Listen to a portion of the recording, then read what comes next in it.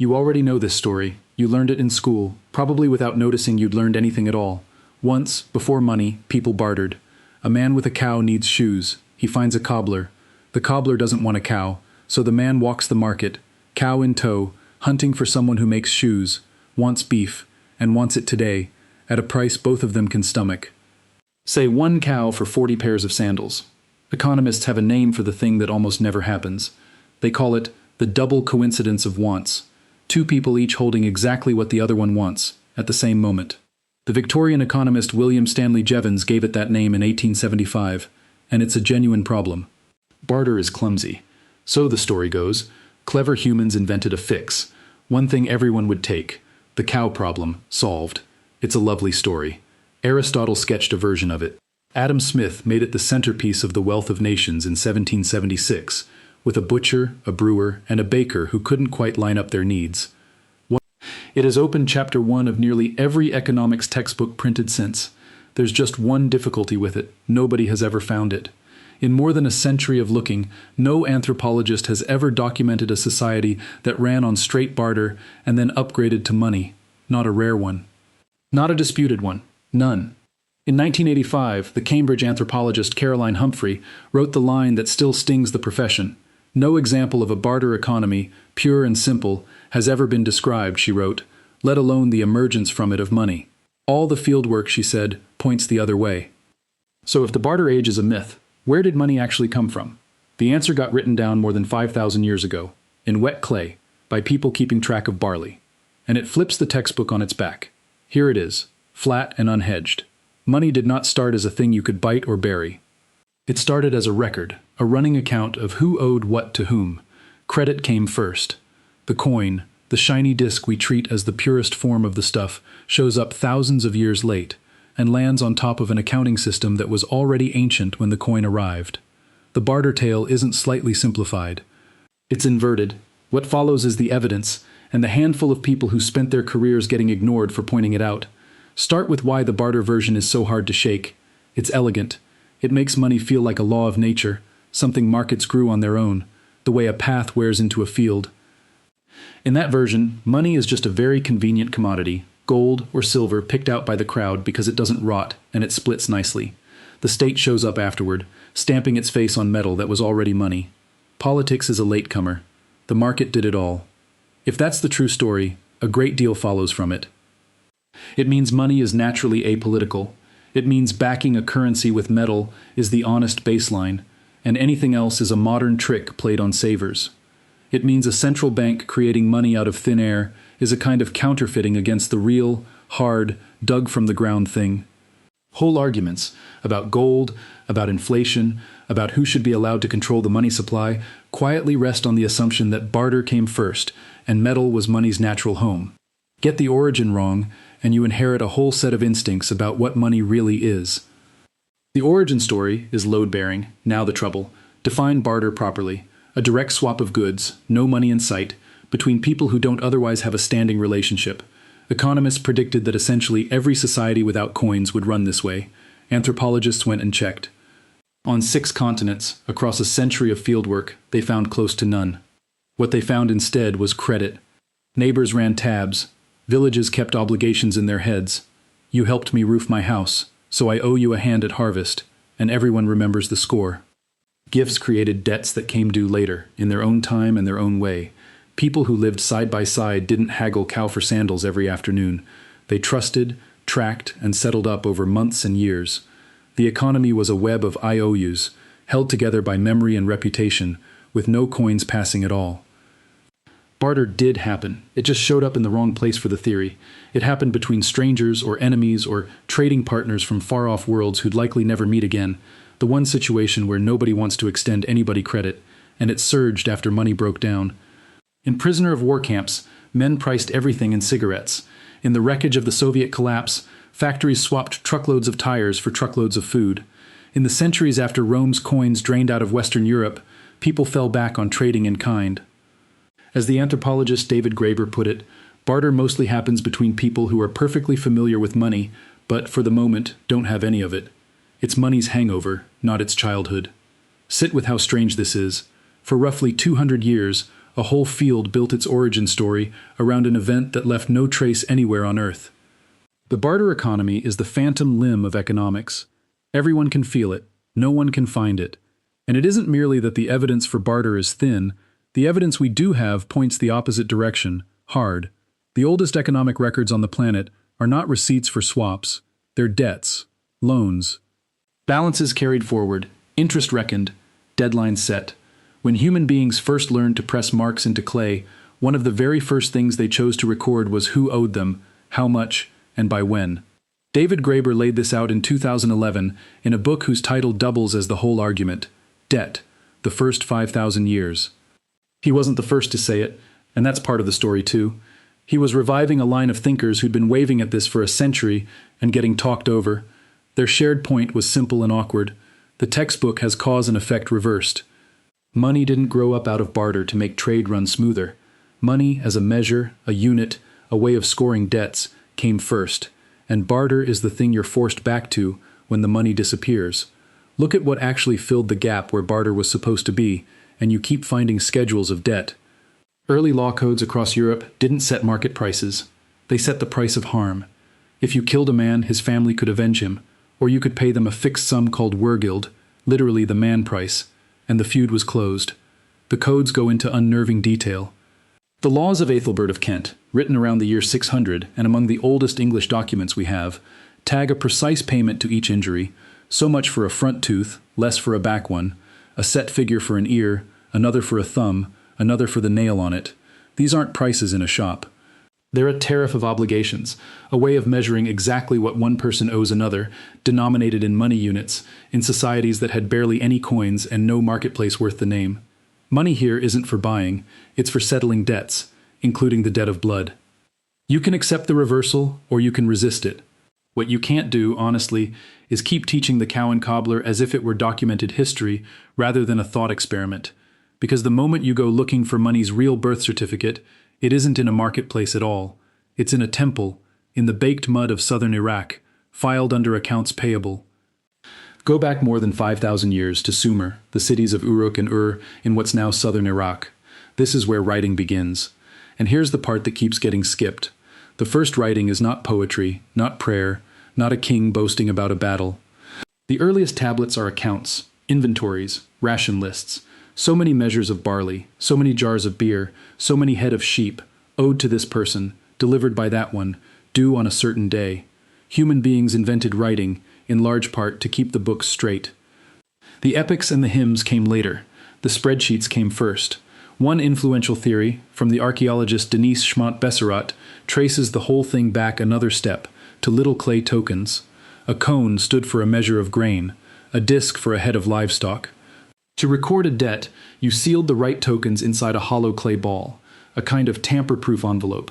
Someone realized you could press the tokens into the outside of the ball before sealing it, as a running label of what was inside. Then someone realized the marks made the tokens themselves redundant.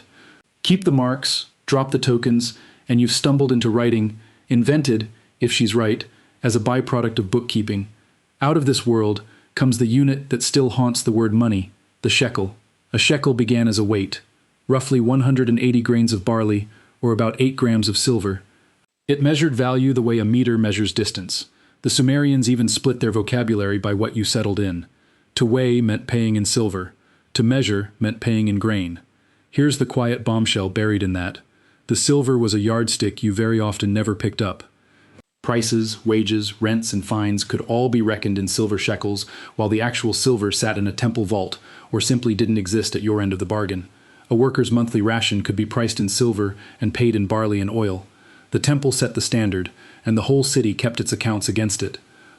This is money doing its oldest job, measuring debt, run by an institution, more than 1,000 years before anyone dreamed of minting a coin.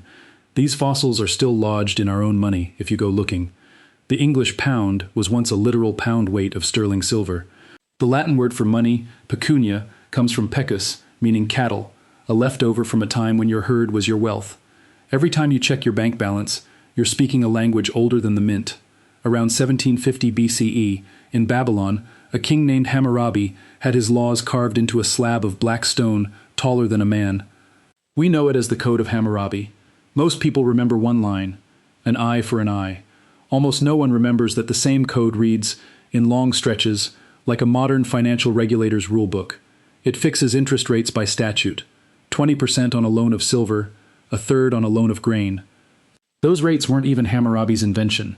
Earlier law codes carry the same numbers, and they stayed astonishingly stable for centuries. The code sets a surgeon's fee at 10 shekels of silver for a nobleman, 5 for a commoner, 2 if the patient is enslaved. It spells out who pays in grain and who pays in silver. It even names a specific fraud. A lender who measures out the loan with a small cup and demands repayment with a bigger one forfeits everything he lent. This is a society soaked in credit. Deposits, loans, partnerships, written contracts, all pressed into clay and enforced by the crown, and it has no coins, none at all. The economist Michael Hudson, who has spent decades in this material, stresses that a debt called a silver debt frequently involved no silver whatsoever. It named a unit and a rate. You could clear it in barley at harvest. Temples and palaces held deposits and made loans, which makes them something close to the first banks. A merchant could settle up not by counting out metal, but by having a scribe adjust the figures on a tablet, moving a balance from one account to another. Payment as an edit to the record. If that sounds familiar, it should. It's what your bank does every time you tap a card, minus 4,000 years of technology. Loans at interest may run back further still, perhaps to 3000 BCE, near the very dawn of cities. Because debt is that ancient, so is its dark side. When harvests failed, farmers borrowed against next year's crop, then against their tools, then against their own family's freedom. Debt bondage could swallow whole households. So Mesopotamian rulers did something that sounds radical and was in fact routine. On taking the throne, or in a crisis, they proclaimed a clean slate, debts wiped, bond servants freed, forfeited land returned. The Sumerians had a word for it, amagi, often called the first written word for freedom, and it meant, literally, a return to mother. Hudson argues these cancellations were the pressure valve that kept the whole credit system from tearing society apart, which tells you something plain. If you keep having to invent ways to forgive debt, then debt was already the engine of the economy. This is the primitive past, running interest calculations, regulating lenders, and staging periodic financial resets, all in cuneiform, all without a single coin in sight. So where do coins come in? Late. Embarrassingly late for the barter story. The first coins we can point to come from Lydia in western Turkey, under King Eliates, around 610 to 600 BCE. They're blobs of electrum, a natural alloy of gold and silver panned from the river Pactolus, the same river where legend had King Midas wash away his golden touch. Each one was stamped with the head of a roaring lion. Eliates' son was Croesus, the king whose wealth became a proverb, and he struck the first proper coins of pure gold and pure silver a couple of generations later, around 550 BCE. Put a timeline on that. The barley IOUs of Sumer predate the first Lydian coin by more than 2,000 years. If money were the coin, money would be a fairly recent gadget. It isn't. The coin is. It helps to break money into the 3 jobs it quietly does. First, a unit of account, the measuring stick for value, the thing prices are quoted in. Second, a medium of exchange, the object that actually passes from hand to hand. Third, a store of value, a way to hold wealth across time. The clay tablet world had the unit of account and the store of value locked down for millennia. What the coin nailed was that middle job, the passing hand to hand, and mainly for one hard case, paying soldiers, mercenaries, and strangers. People who won't take your credit because they don't know you, and won't be around next season to make good on it. There's a reason the first coins and the first standing armies appear so close together. A ruler could mint coins, hand them to troops, and then demand those very same coins back as taxes. That one move forces the coins into everyone's hands, because now the whole population needs them to pay the tax collector. The state didn't just certify money the market had invented, it could manufacture demand for its own coin out of nothing but the power to tax. And even after coins caught on, the old accounting kept peeking through. The Greek coin called the drachma took its name from an older word meaning a handful. A handful of what? Iron cooking spits, which Greeks had used as money before silver. The small coin called the obol was named after those very spits. The coins were new. The units they counted were hand-me-downs. There was a man who saw all of this clearly 100 years ago, said so in plain language, and got shelved for his trouble. Alfred Mitchell Innes was a British diplomat, not an economist by trade. He'd advised the King of Siam on finance, helped run Egypt's budget, and sat at the British Embassy in Washington. In 1913 and 1914, he published 2 essays in an American banking journal, and their argument was blunt to the point of rudeness. Credit is far older than cash. A coin is nothing but a token of debt. Money is not a commodity at all. He was describing money as one enormous, ever-shifting ledger of obligations. He wasn't alone in the neighborhood of the idea, either. A decade earlier, the German economist Georg Friedrich Knapp had argued that money is a creature of the state, that what makes a thing money is a public authority agreeing to accept it in payment of taxes. A young John Maynard Keynes read Mitchell Innes and praised him warmly. Then the mainstream of the profession lost interest for the better part of a century because the idea didn't flatter the story it preferred to tell. Mitchell Innes's best piece of evidence was sitting in England's own basement, the tally stick. For roughly 700 years, the English crown ran its finances on notched sticks of hazel and willow. You recorded a debt by cutting notches across the stick, a cut the width of your palm for a large sum, a shallow nick for a small one. Then you split the stick lengthwise, straight down through the notches. The creditor kept the thicker half, called the stock. The debtor kept the thinner half, the foil. Because the grain of the wood runs its own unique way, the two halves would ever after match only each other, which made forgery almost impossible. That, by the way, is where we get stock, as in shares, and why banks still talk about stockholders. Now the part that matters most. These sticks circulated. A tally that entitled the holder to collect next year's royal taxes was a claim on future money, and you could sell it, spend it, or hand it over to settle your own debts. The Crown even sold tallies at a discount to raise cash up front, which is to say the English government was issuing something very like bonds, made of split wood. By the 1440s, the majority of the Crown's tax receipts were moving as these tallies of assignment, money made of hazel and a promise, working for centuries. It's no accident that when England finally built a permanent national debt and founded the Bank of England in 1694, it was standing on the shoulders of the tally system. The sticks were finally retired in 1826. 8 years later, clerks decided to clear out 2 cartloads of the obsolete old tallies by burning them in the coal furnaces beneath the House of Lords. On the 16th of October 1834, the fire climbed the flue, caught the paneling, and burned the Palace of Westminster to the ground. The painter J.M.W. Turner rode out onto the Thames to watch and turned the blaze into some of his most famous canvases. The best surviving proof that money can be made of wood and debt went up in the smoke of its own bonfire and took Parliament with it. Now line the cases up, and one more finishes the argument. In the Western Pacific sits the island of Yap. For centuries, the Yapese used money they called rai, discs of limestone, some the size of a dinner plate, some 12 feet across and heavier than a car. Here's the twist. The stone doesn't come from Yap. It was quarried on the islands of Palau, hundreds of miles away, and hauled home on canoes across open ocean, and that danger and effort were exactly what made it precious.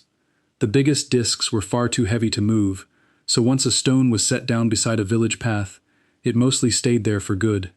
Ownership lived somewhere else entirely, in an oral ledger the whole community carried in its collective memory. When a ray changed hands, at a wedding, or to settle a feud, or to pay a debt, the stone itself never moved. What moved was everyone's shared agreement about whose it now was. Then the detail that makes the whole thing snap into place. Yapese tradition holds that one large, valuable rai was lost overboard on the voyage home from Palau and sank to the bottom of the sea. No one could see it, no one could ever touch it again, and it stayed in the money supply. Its owners still owned it and could still spend it, because the community agreed the stone existed and agreed whose it was. The wealth was never the rock on the seafloor. The wealth was the record. Milton Friedman was so struck by Yap that he wrote a whole paper on it in 1991. Remember, Friedman was the century's great champion of hard money, no wild-eyed radical. His punchline was that the joke is on us. In 1933, the Bank of France got nervous that America might abandon the gold standard and asked the Federal Reserve in New York to convert some of France's dollars into gold. But the Fed didn't ship a single bar to Paris. Clerks went down into the vault, moved gold from one shelf to another, and hung a label on the new shelf reading, in effect, "This is France's now." Newspapers reported it. Markets shuddered. The dollar wobbled. Gold that never left the building, made powerful by a label. A sunken stone off Yap and an earmarked shelf in Manhattan are the same idea, wearing different costumes. So here is the reversal the textbook simply cannot hold.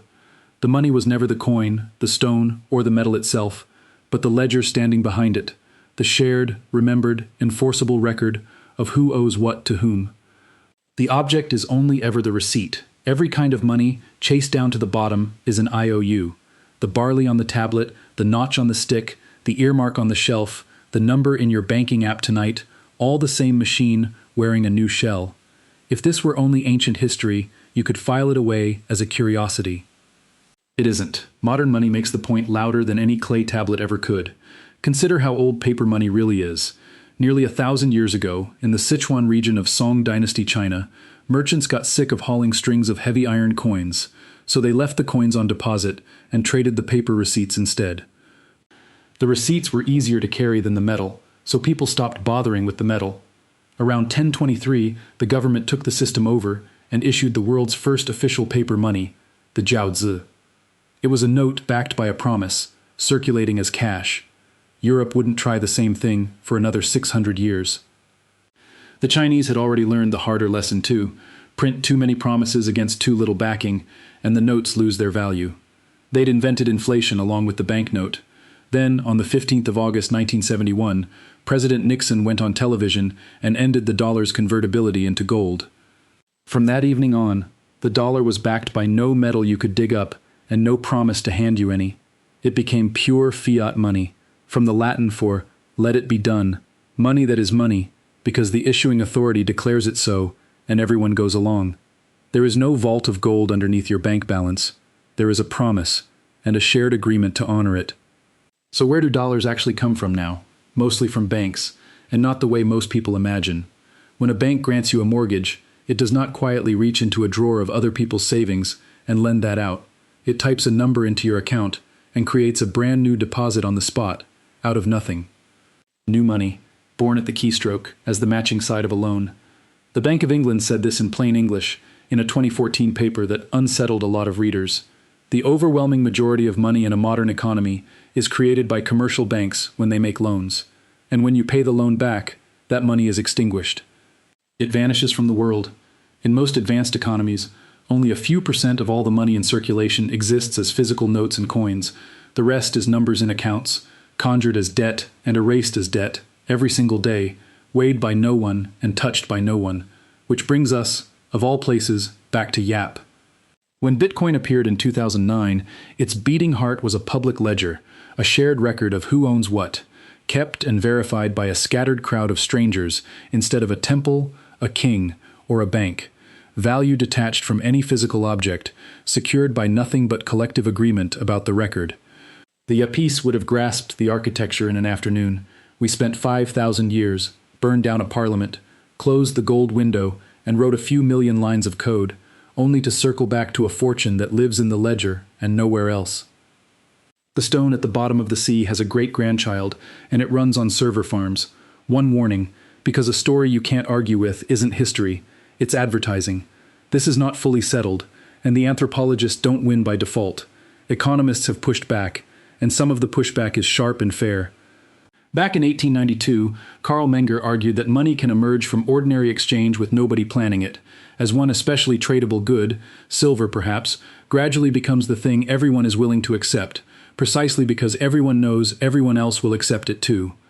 That process doesn't need a whole society to have lived in pure barter first, so proving that barter economies never existed doesn't, on its own, sink Menger's account. The monetary economist George Selgin has argued that the critics are swinging at a straw man. Adam Smith, he says, was describing the logic of why a common medium of exchange is useful, not claiming there was once a dated barter age with a beginning and an end, and commodity monies, silver by weight above all, plainly did circulate as real, physical, valued stuff. And the stakes aren't just antiquarian. The credit-first view is the ancestor of a very modern and very contested idea, modern monetary theory, which argues that a government issuing its own currency can never simply run out of it, because the money is its own IOU.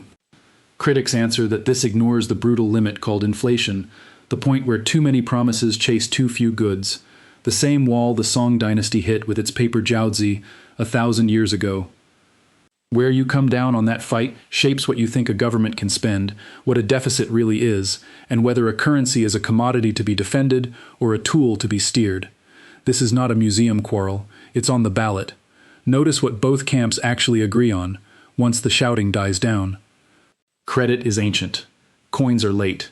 Pure barter economies are a fiction. The real, live disagreement is about what those facts prove, whether money is at root a creature of debt and social obligation, or at root a market commodity that credit later rode on top of, and how large a role the state played in either case. That argument is genuinely open, fought by serious people with real evidence, and it is a far better argument than the fairy tale it replaced. Step back, and the shape of it is clear enough. Money is a social technology. It is the trick of taking a slippery, deeply human thing, the sense that I've got you and you've got me, and turning it into something you can count, store, and hand to a total stranger who owes you nothing and will take it anyway. The coin was a genuinely brilliant invention for the one job it did well, passing value between people who will never trust each other. But the substance under the coin was always the promise and the record of the promise.